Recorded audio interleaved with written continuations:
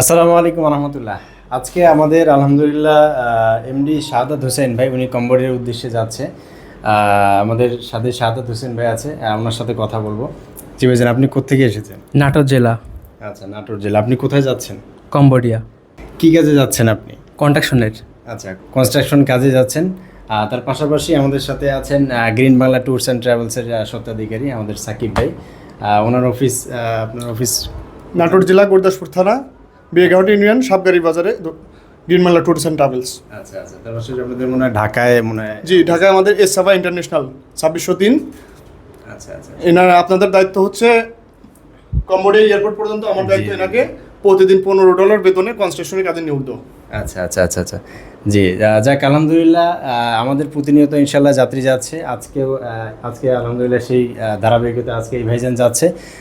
কালকেও ইনশাল্লাহ আমাদের আরও যাত্রী আছে, প্রতিদিন ইনশাল্লাহ আপডেট পাবেন।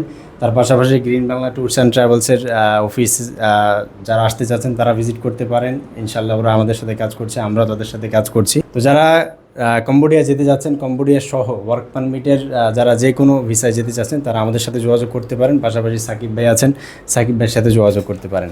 ভালো থাকবেন, সুস্থ থাকবেন। আসসালামু আলাইকুম।